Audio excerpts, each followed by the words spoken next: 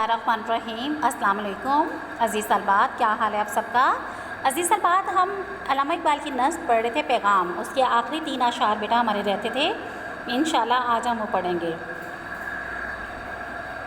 जी बेटा, पैगाम के बारे में मैंने आपको बताया था कि शायर की जो है इक़बाल की ये कोई मुस्तकिल कोई नज़्म का हिस्सा नहीं है, बल्कि ये कहाँ से ली गई है।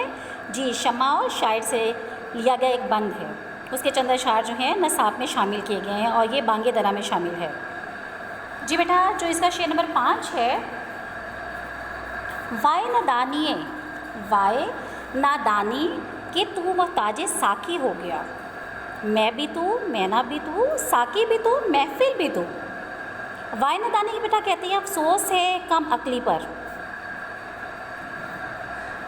मोहताज साकी में पलाने वाले का मोहताज होना। मतलब क्या है बेटा इसका, कि तू दूसरों का दस्ते नगर हो गया है। मैं का मतलब बेटा होता है शराब और मैना का मतलब जाम होता है। अजीज़ तलबात, इकबाल इस नज़्म में मुसलमानों को शानदार माजी और ताबनाक मुस्तकबिल की झलक दिखाकर उसे एहसास कमतरी से निकालना चाहते हैं। वो उम्मत मुसलमान को याद दिला रहे हैं कि तुमने तो ख़ुद तहज़ीब की शम्में रोशन की थी और अहले मगरिब मुस्लिम स्पेन में मुसलमानों ही से इल्म सीखते थे ना, लेकिन आज वही मुसलमान क्या हैं, मगरिब के मोहताज हैं। अगर ख़ुद को पहचान लो तो आज भी तुम्हारे अंदर इतना क्या है, इतना कसबल है कि तुम दुनिया पर छा सकते हो।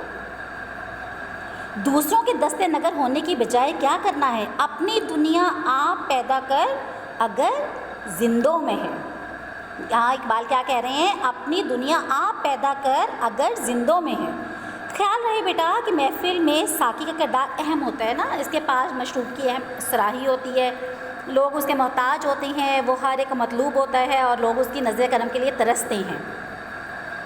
उर्दू शायरी में बेटा महबूब भी साकी है जो अपनी नज़रों से लुत्फ़ व मोहब्बत के जाम पिलाता है। इकबाल यहाँ पे कह रहे हैं कि मुसलमान अपने पास कुरान की नेमत के सबब दुनिया में एक मरकज़ी हैसियत रखता है। वो ना सिर्फ साकी है बल्कि मैना और महफिल सब कुछ वही है। फिर उसका एहसासी कमतरी का शिकार होना कम अक्ली की बात है। अब इकबाल ही एक जगह भी और क्या कहते हैं कि उठ के अब बज़्म जहाँ का और ही अंदाज़ है, मशरिक़ व मग़रिब में तेरे दौर का आगाज़ है। उससे अगला शेर बेटा, शेर नंबर 6, शोला बनकर फूंक दे खाशाके गैर अल्लाह को। खौफ़े बातिल क्या है, खौफ़े बातिल क्या के है, गारत गरे बातिल भी तू। जी अज़ीज़ तलबात, फूंक दे में का मतलब क्या है, जी आग लगा दे, जला दे, राख कर डालना। खाशाक कहते हैं बेटा घास फूस को। खाशाक गैर अल्लाह का मतलब क्या है, अल्लाह के सिवा दीगर ताकतें यानी बादल नुमाइंदा क़ुव्वतें जो हैं वो तमाम अफराद जो खुदा के इक़्तिदार और हाकमियत के मुकाबले में अपनी हाकमियत का अलम बुलंद करते हैं और फिर क्या करते हैं, बदी की क़ुव्वतें हम कह सकते हैं इसको। गारत गर बातिल बेटा कहती है बातिल को तबाह करने वाले। अज़ीज़ तलबात, यहाँ पे जो है शायद क्या कह रहे हैं, तौहीद इस्लाम की बुनियाद है और तमाम अंबिया इकराम की दावत हमेशा क्या रही है, यही रही है ना। अल्लाह वाहिद है और देखिए अल्लाह वाहिद बंदे बन जाओ, अल्लाह के वाहिद बंदे बन जाओ, यानी अल्लाह ताला को एक मानो और उसी के ही होकर रहो, उसके साथ किसी को शरीक ना ठहराओ। कलमा तैयबा पढ़ते ही मुसलमान गैर अल्लाह की नफ़ी करता है। अल्लाह का बंदा बन जाने के मायने क्या है बेटा, इसकी हाकमियत, इक़्तिदार और इक़्तिदाई को तस्लीम करना है। इस शेर में बेटा इकबाल ने मुसलमानों को उस हकीकत से आगाह करने की कोशिश की है कि बुताने आज़री और खाशाके गैर अल्लाह से खौफज़दा होने की ज़रूरत नहीं है तुम्हें। किसको कह रहे हैं अज़ीज़ तलबात, जी मुसलमानों को। मुसलमान तो हमेशा बातिल से मारकार आ रहे हैं और उन्होंने हमेशा बातिल को शिकस्त दी है। वो कहते हैं कि मुसलमानों ने कायनात में शिर्क के अंधेरों को तौहीद की रोशनी दी से दूर कर दिया था। आज फिर दुनिया भर में बातिल और मशरकों को क्या और काफरों को की क्या है बेटा, हुक्मरानी है ना। आजकल सियासी तहजीबी फ़िक्री हवाले से उन्हीं का तोती बोलता है। इकबाल मुसलमानों को उनका माजी याद दिलाते हुए कहते हैं कि तुम एक ऐसी कौम से ताल्लुक़ रखते हो जिसने हर जाबिर का कसरे हुक्मरानी को क्या कर दिया, मुंतहिम कर दिया। तुझे उस कौम ने पाला है आगोश मोहब्बत में, तुझे उस कौम ने पाला है आगोश मोहब्बत में, कुचल डाला था जिसने पाँव में ताजे सरेदारा। دیکھیں بیٹا آج پھر اسی تاریخ کو دہرانے کا وقت آ گیا ہے. تاریخی مناظر میں دیکھیں تو معلوم ہوتا ہے کہ جنگ یہ جو ہے یہ جنگ عظیم سے قبل کا دور ہے نا لگ رہا ہے. سلطنت عثمانیہ شکست اور ریختہ شکار تھی. مشرق وسطیٰ پر انگریزی اور فرانسیسی استعماری غالب آ رہا تھا. ہندی مسلمان جو تھے وہ غلامی کی زندگی بسر کر رہے تھے. اب یہ کہہ لیں کہ ان دل شکن حالات میں اقبال کیا کہہ رہے ہیں کہ کسی باطل قوت کے سامنے ہاتھ نہ پھیلاؤ بلکہ شعلہ جوالا بن کر ان تمام قوتوں کو کیا کر دو ملیاں میٹ کر دو. یہ تبھی ممکن ہے جب امت مسلمہ اپنی خودی کو بیدار مستحکم کر دے.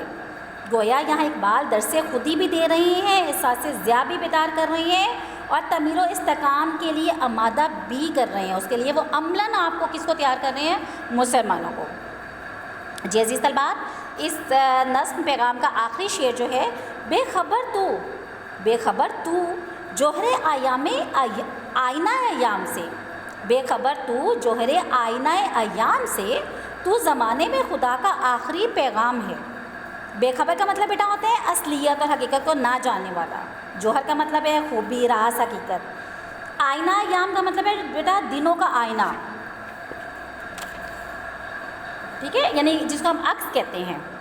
تو جوہر آئینہ ایام, تو زمانے کی سب سے بڑی حقیقت ہے. مراد بیٹا کیا ہے کہ ایک توحید پرست اور حامل قرآن مسلمان ہی دنیا میں سب سے بڑی خوبی اور دنائی کا امین ہے. عزیز طلبات اقبال مسلمان سے مخاطب ہے یہاں پہ نا. وہ اس کی بے خبری, نادانی, کم عقلی پر افسردہ ہیں اور رنجیدہ بھی ہیں, اور ان کو یہ رنج و غم بالکل فطری ہے. کہتے ہیں کہ تم اپنی اصلیت, اپنے ماضی, اپنی صلاحیتوں اور اپنے اندر پوشیدہ قابلیتوں سے ناواقف ہو. اپنی خودی بیدار کرو اور اپنے بارے میں آگاہی حاصل کرو. جان لو کہ تم اس کائنات کی بہترین مخلوق ہو اور زمانے بھر میں جی تم ہی سب سے قیمتی چیز ہو, کیونکہ تم کیا ہو؟ حامل قرآن ہو اور توحید کے علم بردار ہو. خیال رہے بیٹا کہ اقبال نے ایک اور جگہ اسے راز کن فقاں بھی کہا ہے. تو راز کن فقاں ہے, اپنی آنکھوں پر عیاں ہو جا, خودی کا راز نہ ہو جا, خدا کا ترجمان ہو جا. پھر وہ کہتی ہے کہ تمہیں اللہ تعالیٰ نے اس نبی یعنی آخر الزمان حضرت محمد صلی اللہ علیہ وسلم کا امتی بنایا ہے. یہ بہترین امت ہے اور یہ ایک بہت بڑا اعزاز ہے. اب تجھے اس بلند منصب کے تقاضوں کو کیا کرنا ہے؟ پورا کرنا ہے. خدا کے اس پیغام یعنی دین اسلام کو پوری دنیا میں پہنچانا اور اسے پھیلانا تم کس کی ذمہ داری ہے؟ تمہاری ذمہ داری اور تم پر فرض ہے. عزیز طلباء دیکھیں کہ قرآن, دین اور احکام الہی کے بارے میں جو کچھ وہ جانتا ہے, یعنی کون جانتا ہے؟ مسلمان جانتا ہے. اسے دوسروں تک پہنچانا اس کا کیا ہے؟ اس پہ فرض ہے. رسول اکرم صلی اللہ علیہ وسلم کا واضح فرمان کیا ہے کہ میرے احکام لوگوں تک پہنچا دو, خواہ ایک ہی آیت کیوں نہ ہو. عزیز طلبات یہ ہماری نظم تھی پیغام, جو آج الحمدللہ مکمل ہو گئی ہے. اللہ تعالیٰ ہم سب کو اپنی حفاظت میں رکھے, حفظ و امان میں رکھے, اور ہم سب کو خیر و عافیت کے ساتھ ہر معاملے میں ہماری مدد عطا فرمائے.